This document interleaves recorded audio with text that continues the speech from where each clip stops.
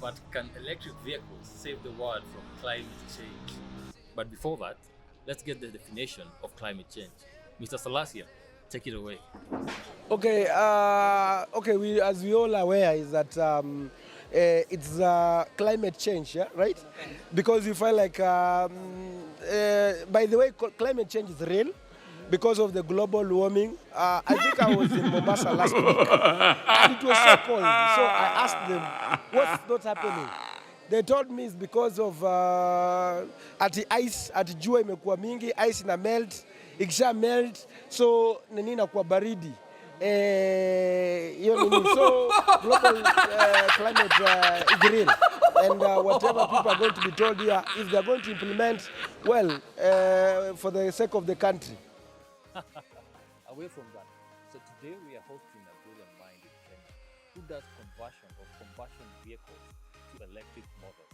So come with me, let's go.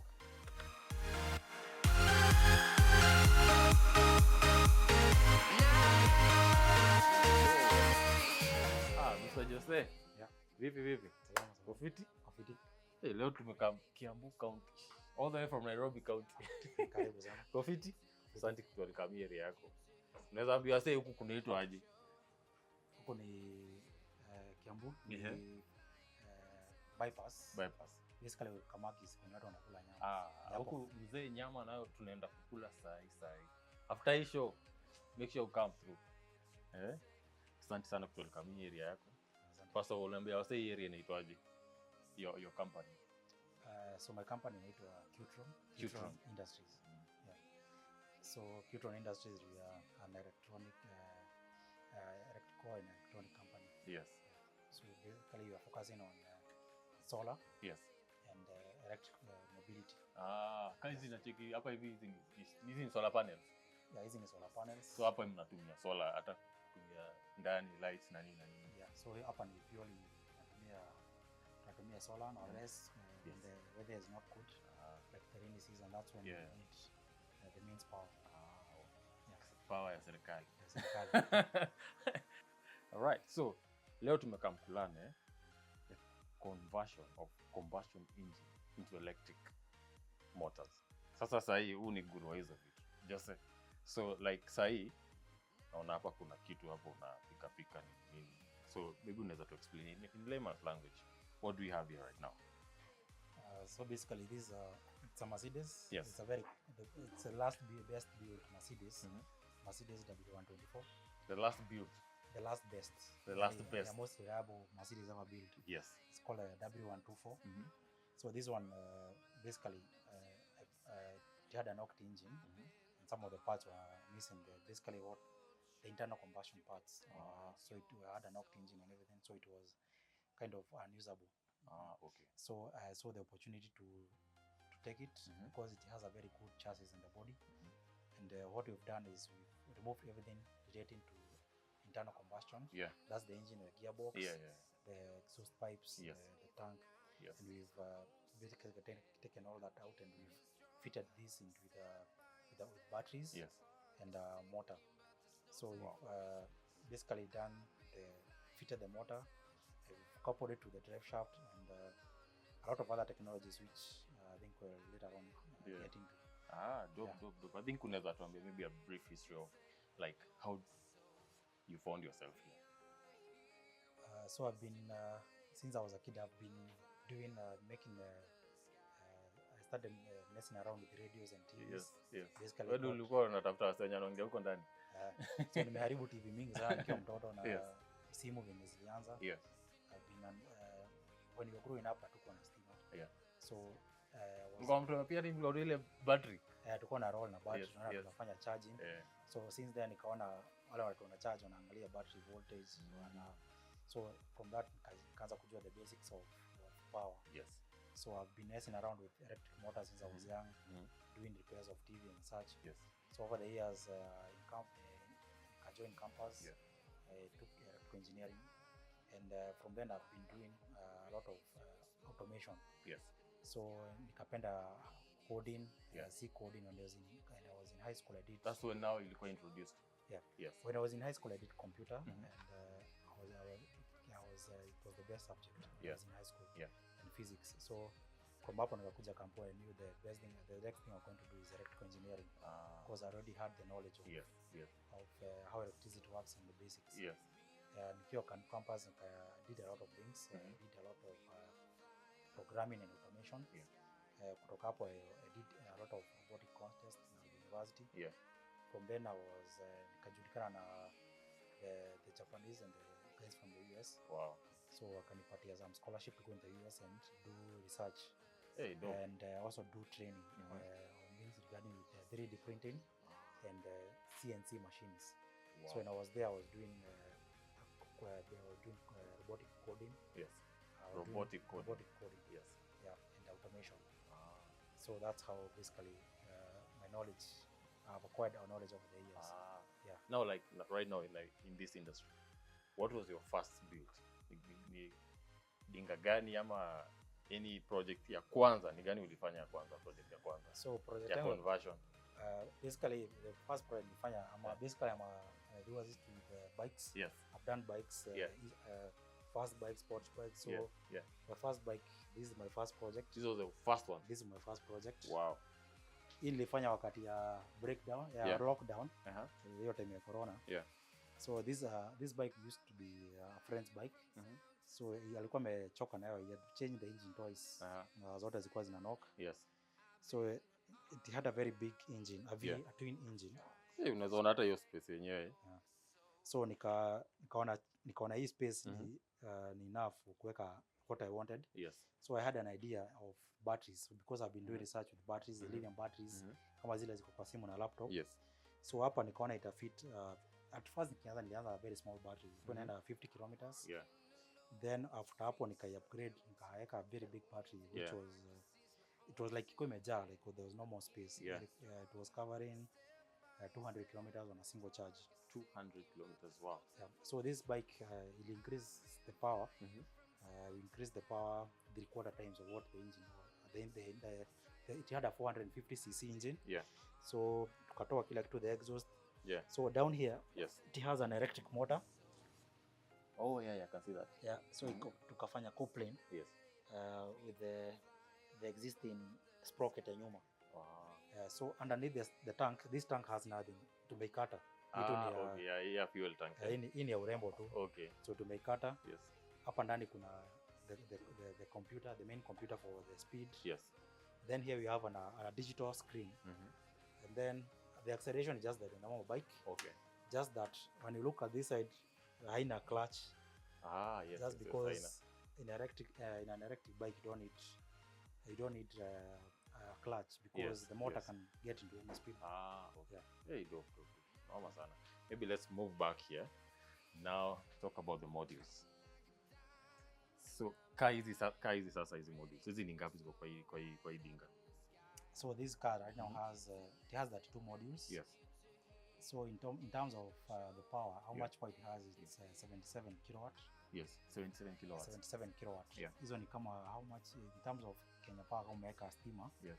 It's about 2,300 shillings. Wow. And these modules are from a salvaged car, which we import. Yes. And we tukaigawanya, tukaona we do some maths, and then tukaona how we are supposed to arrange. So right now we got a weight ratio of 50:50. So battery moja mbele, nyingine iko kwa boot. Okay. So that we get gari kwa stable. Yes. Okay, yeah, because of the weight as well, because it's heavy. Yeah. Wow. Yeah, they're a bit heavy, and to make sure that we maintain the same center of gravity of the car. Yeah. After the batteries, we have refitted it with the motor. Yes. So this motor, this car is originally is a rear wheel drive. Yes. So we've fitted the motor. This motor has two motors in. So we've coupled that with the propeller shaft. So gives all the torque to the rear wheels. Okay. So kama hii sasa ikuwa fully charged, ina cover how many kilometers? So this car fully charged, yes, you get 460 kilometers. Wow. 460 if you're doing around 120 kilometers constant. But if you're doing 60, 80, you get in about a range to almost 500 kilometers. Wow. In a single charge. Oh, that's really dope. Then let's for me, wase wengi maybe question you ring sana efficiency ya hii battery na longevity. iko aje? So number one, in terms of efficiency, you compare it to an internal combustion engine. Yeah. With only 2,300 shillings, you're able to do 480 kilometers. Yeah. Whereas if it was an internal combustion engine, Yeah. to spend in excess of 8,000 shillings. So number two is longevity in terms of lifespan of the battery. Yeah. You talk in excess of 350,000 kilometers. So basically, it's a lifespan of it's a car you can stay with 20 years without seeing any degradation. Wow. And now for hii yote sasa, for how long have you been doing this? This is about 2 months. Yes. For this car. Yeah. This is not the first car. This is the sixth car rolling out of our workshop. The sixth car. Yeah, this is the sixth car. Wow. Yeah, the others, I think you can refer to a previous video. The one that we did for Mr. Paul. Yeah. So that also was your build. Yeah, that was our build. Wow. Wow. And how is the reception right now with sahi wase wanaanza kuembrace ama how is the kelele iko aje kwa ground? Sahi watu they are very interested, but sahi bado wanajaribu to grasp the concept. Yes. But so many people, when you are already there are people who love this technology. Yes. Just that bringing already existing cars is quite expensive. Yeah. So the people I've mentioned that have done the cars, basically enthusiasts who love these pure electric cars. Yeah, enthusiasts. But at the same time, they don't want a very modern car. They want the old cars, which are not to be very reliable in terms of the frame, the structure, and everything.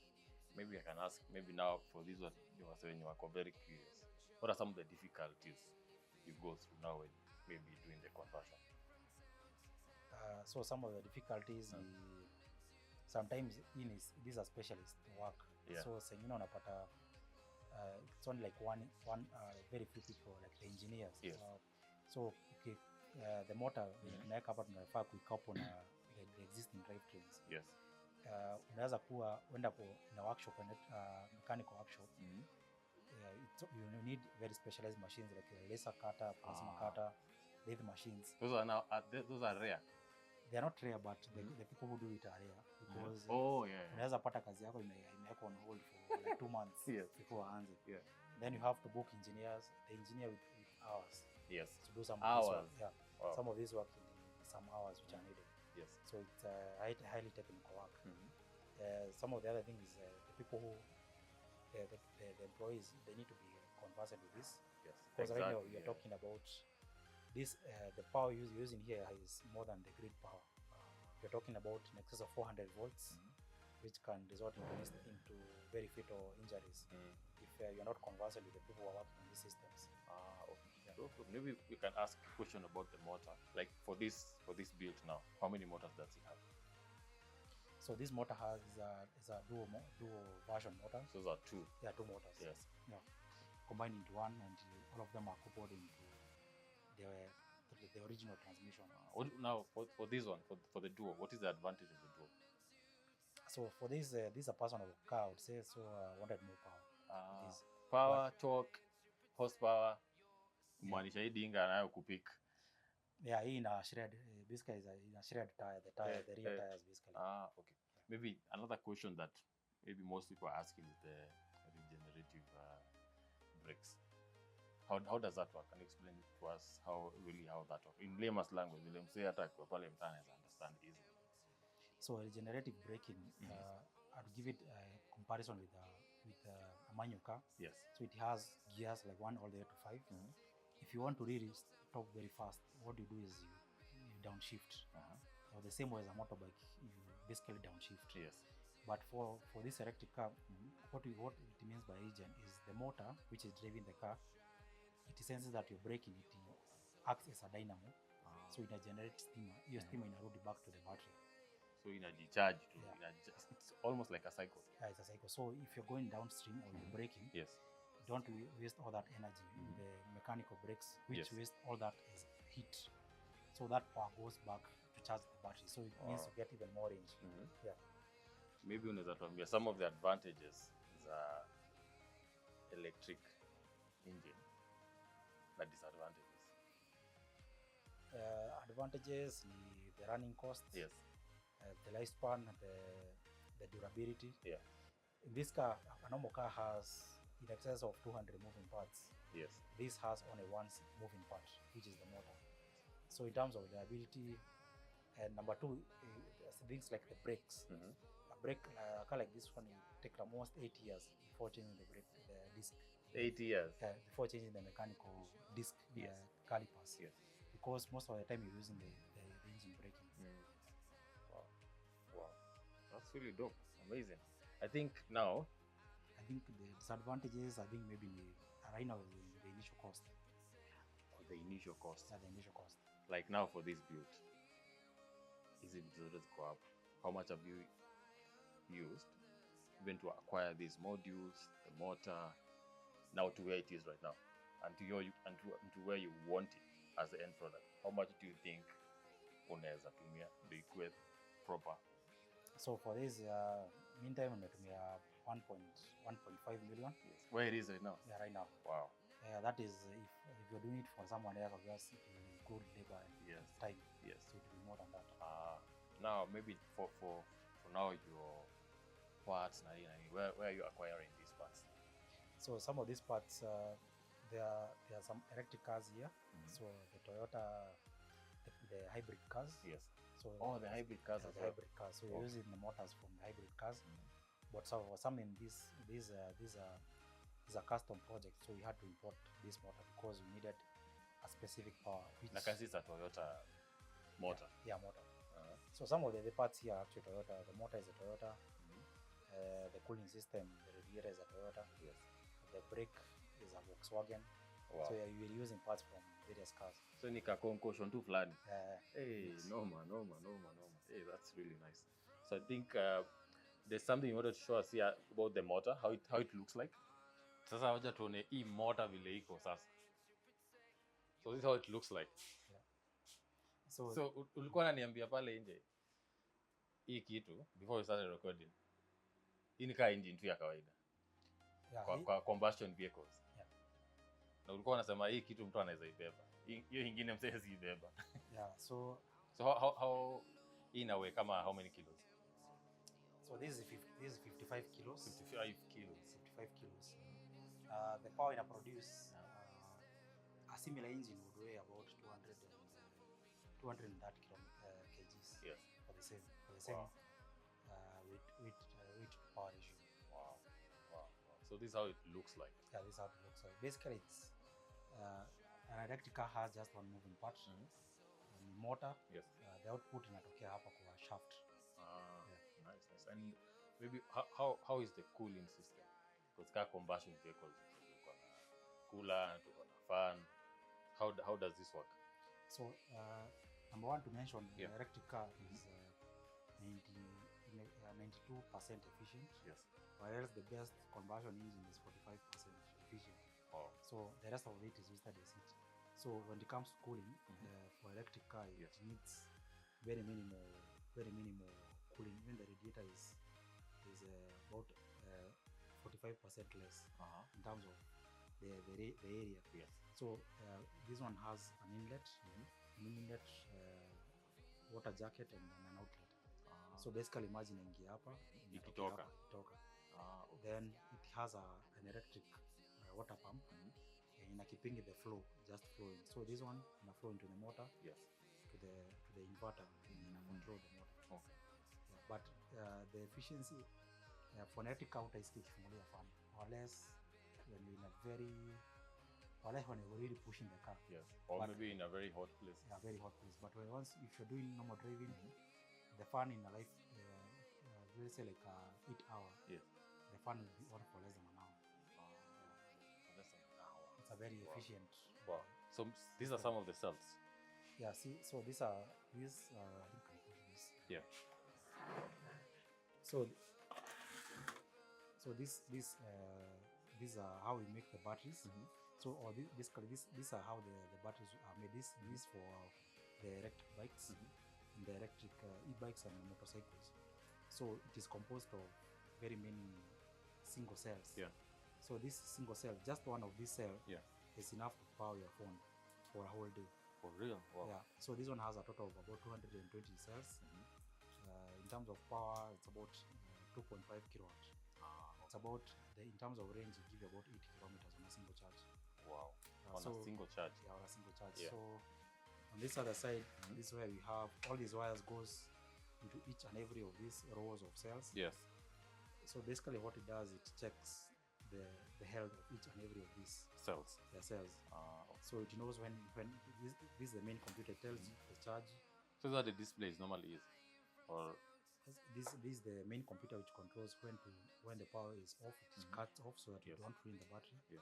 When it is fully charged, it cuts the power. And it also has an output to the bike or Yes. to whatever purpose you're using it for, Yeah. to show you the percentage. Dope. Nice. And what about for these ones? This one is it's a more condensed version of this. Okay. So instead of having so many single I cells. think I can compare with this. Oh yeah, sure. Yeah. So this is a single cell. Yeah. So this is just one. For you to have equivalent of this, you need that 3 pieces of this to make a single piece. Sure. Yeah. So these are for EV. So because they don't take so much space, you can use these as single cells. But when it comes to both solar and electric cars, you need them as modules so that they're more compact. Yeah. And they are in terms of weight, they are less. Wow. They're more compressed. Now, Jose, you said now for kaa ile dinga yako sasa inatumia kaa hizi. So inatumia kama hizi. These they are called they are more modular cells because they are more dense. Yeah. Dense means it's compact. Compact. Yeah, as compared to the single cells I showed there. Yeah. So and for reference, kaa ile ulisema iko na ngapi? A total of 32. A total of 32 of these. Nice. Wow. Now in a charge for how long? Let's say now if you want to charge it fully, how long will it take to charge fully? So there are 2 modes of charging. So we have slow charging. Yes. Hiyo ni kwa nyumba yako kama socket. Any socket. Yeah. As long as unaweza charge simu yako, unaweza charge hiyo gari. It takes about. But it will take long. Yeah, it will take longer. So we are talking about 5 hours to charge. Yes. That is from 0 to 100%. Yeah. But if there are new stations which are being deployed, Yes. even around petrol station like Total Energies, that's why they're called Total Energies, because they are trying to focus into EV. In charging. all Total Energies right now there is? In some? In some Okay. somehow. Okay. Wow. So they can take, it depends on the charging station, it can take as little as 20 minutes or 1 hour with the fast charging. Wow, that's really dope. Now maybe now for the power that it has, maybe now from 0 to 100, how many seconds or minutes does it take to? So for this car, 0 to 100, Yes. it's 4.5 seconds. 4.5 seconds. 4.5, So yeah. this is a very fast car. It's crazy. And what about the horsepower? The horsepower right now is 380 horsepower. 380 But horsepower. the other thing we have a lot is the Newton meters and the torque. Yes, the torque, yeah. The torque is 870 Newton meters. 870. And that is instant from 1 RPM. Okay. You don't have a delay like the ICE. Yeah. This is instant torque. Yeah, nice. Maybe for this is now out of this. Do you guys have a club of guys who are doing these conversions? Like now, if someone wants to learn or join, how is it working for you guys? No, right now we don't have a club. I think right now it's a matter of the people who are really interested. They have been looking for an electric car, or they want their old classic car or any other car to be converted into Yes. electric. For guys who want maybe your services, that's now how you start creating the community. Yeah. I think that would be a really good idea if you guys can now start joining and coming together to build a community, so that now people who are coming up can also join the club as well. Maybe for guys who now want to join or who want to their cars to be converted, what advice would you give them? Maybe what to look out to, where to source their parts, stuff like that. I think number one would be for them at least know we exist. Yes. They can come to our workshop anytime and visit. Exactly. Have a test drive around, and then I think from then they can. I think it'll be an opener for a lot of things they're missing. They're missing the efficiency, a lot of power. In the classic car, they're known to break down the old carburetors and everything. Basically, you're building a new car on From scratch. Yeah. Yes. From scratch, because this car call it like a zero mileage, just that. Wow. And I hope that maybe the government will take into account this car is valued a lot of money. But Yes. given the year it has, it cannot get a comprehensive insurance. I think it's something that they can maybe restructure. Basically, it's a zero mileage car when it comes out of here. Yes. New suspension, new engine, new motor, everything is new. Now, just say when these batteries or these modules are fully charged, efficiency yake ikoaje? How long will it maintain that capacity? So these batteries, Yeah. for a car, they'll maintain. We're talking about in terms of the odometer of the car, how long it will have lasted is about 350,000 kilometers. 350 kilometers. You've heard it from himself. 350,000. 1,000. 350,000 kilometers. 350,000 kilometers. Wow, that's crazy. So that means longevity yake ni efficient. Sana. Maybe now you can bring us back to maybe the solar. Do you use also solar to charge these things? Yeah, our workshop right now is 100% using Solar powered, yeah? Using solar powered. I think you can focus into that. Yeah. Can show that system. I think I can move it. Yeah. So right now we have solar panels outside. So we have this system here. Yeah. That is called the maximum power tracking, or it's basically stabilizing the power from the solar. Yes. Sometimes it's cloudy, sometimes it's very sunny, to make sure that power is constant. Yeah. So it comes into these batteries you're seeing here. The same batteries I showed you, they are modules. Yeah. That power is stored into that, and then we come here into this system here. It's called the inverter. That's the inverter now. Yeah, the inverter is converting this power from the batteries into the mains power. Yes. Wow. So that's how it works. So per day here we generate about 300 to 400 watts of electricity out of solar. So now that is what you're doing currently, installing in different homesteads and even businesses. Yeah, so right now we do install either you can select either you want solar, yes, or you want just backup.